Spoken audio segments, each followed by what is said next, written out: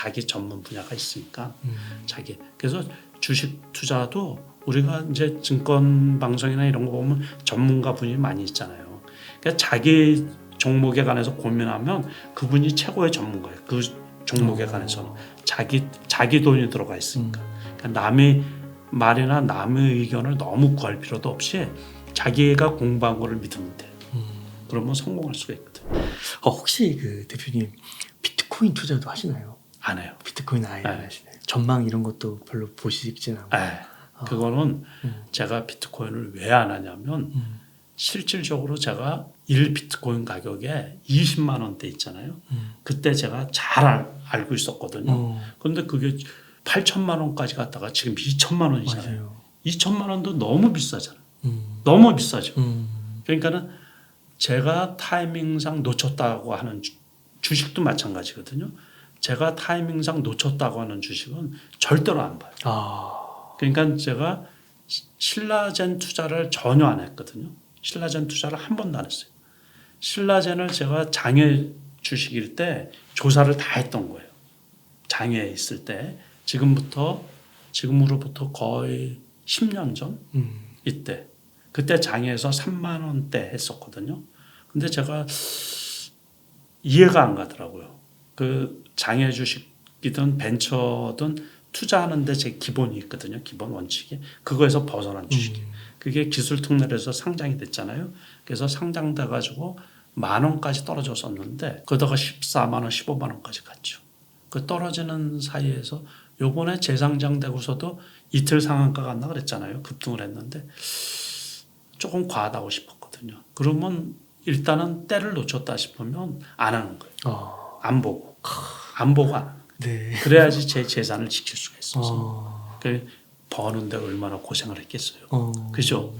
네. 그래서 아니다 하고 너무 그 가격하고 너무 괴리가 있는 거 이런 것들은 안 하는 거죠. 그리고 제가 모르는 쪽은 안 하는 게 좋은 거고. 네. 그리고 그래서 이제 금융 투자도 원래 이제 여러 가지가 있어요. 파생이 있고 채권이 있고 주식이 있고 그러잖아요.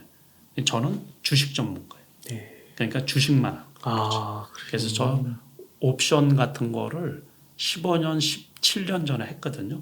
그래서 소위 말해서 마이다스의 손이라고 주변에서 네. 붙일 정도로 제가 저점에 사서 고점에 팔고 해가지고 레버리지가 원체 크니까는 작은 돈으로 수익률로 따지면 주식하고 이게 게임이 안 되죠. 근데 그거는 그거 하시는 분이 따로 있어요. 그래서 또 옵션 잘 하시는 분들 있잖아요. 절대로 주식해서 수익 못 내요. 그 파동이 틀리거든요. 그래프 차트 자체가 틀린. 그러니까 개념 자체가 틀린. 채권 전문가들이 있어요. 채권 잘 하시는 분들이 채권 전문가 주식 절대로 못 해요. 채권은 왜 그래요? 0.12% 따지잖아요. 그 이 수익률이 1% 수익률이면 엄청 큰 거거든요. 근데 주식은 그게 아니잖아요. 하루에 10% 올라가는 거, 30% 올라가는 것도 있는데 그 개념 아무리 설명을 하고 하려고 해도 안 돼요. 그래서 옵션 잘 하시는 분들은 주식 수익 잘 안 나와요. 그래서 저는 주식 전문. 그래서 다른 거는 일차.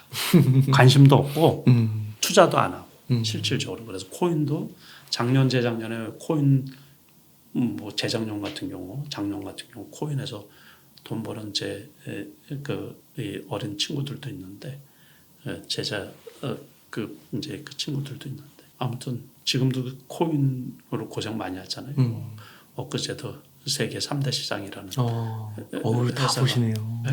다 관심은 없어요. 투자는 안 하시는데도. 어쨌든 투자는 안 해도 관련 종목들은 주식 시장에 있잖아요. 네. 그래서 코인베이스나 이런 것들. 그래서 오늘 컴투스가 급락을 했는데 그러니까 다 알죠. 아는 거는 부동산에서부터 시작해서 이게 주식 시장하고 또 다 연결이 되어 있거든요.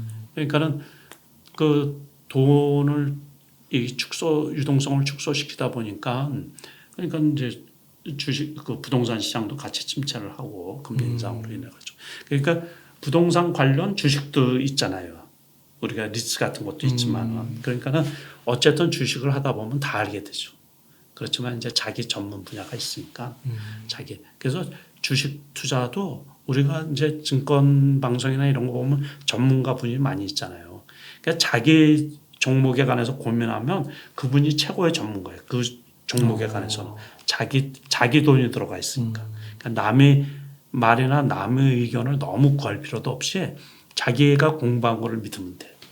그러면 성공할 수가 있거든요. 여기 대표님과 인터뷰를 하니까 이 평생 부자로 사는 주식 투자 다시 한번 읽어봐야겠다는 마음이 너무 불쑥불쑥 드는데요. 대표님께서 이 공책에 이렇게 아까 쭉 넘기시는데 어떻게 이렇게 하루하루를 다 메모도 하시는지 이게 너무 대단하십니다. 익숙해져 있으니까 그러면서 이제 이게 저기에다가 또 컴퓨터에다가 이렇게 옮겨놓는 건 따로 있거든요. 그러니까 어떤 종목이 뭐 때문에 올라갔었는지 이제 그래서 이런 거를 쭉 보면 그 외국인들 포지션이나 뭐 이런 거 전체적으로 그리고 이제 과거 것도 이렇게 보면 작년 이맘때는 이제 뭐가 있었나 뭐 이런 거 원달러 환율 어떻게 변했나 이제 쭉 이렇게 나오죠. 그래서 그 실전 투자 대회에 또 나가셔서 이번에 또 1등 하셨잖아요. 작년에. 작년에 1등 하셨잖아요. 올해는 안 나갔어요. 올해는 안 나가시고요. 작년에 1등 하셨잖아요. 또 16년 전에도 1등 하시고요. 그때 처음 나갔을 때 2등 했지. 2등 하시고 17년 전? 16년 전? 아무튼 16년 전인가 보다. 그때. 그러니까 그 전업 투자하고서 제가 그러니까 41살 뭐 이때 전업 투자를 이제 했는데 제가 보기에도 잘하는 것 같았어요. 그러니까 수익이 어쨌든 그 1,000만 원으로 시작해서 금방 뭐 몇억 벌고 그랬으니까는 그 1,000만 원 가지고서 지금 지나서 그렇지만 저 1, 2년은 고생 많이 했거든요. 그러니까 원체 작은 돈이다 보니까 수익 나서 그걸 가지고 생활비를 또 빼주면 또 주식하는데도 또 지장이 있고 그러니까는 그 얼마나 고생했겠어요. 그러니까 지금 생각하니까 어쨌든 한 2, 3년 만에 그래도 이제 본계도 올라간 거예요.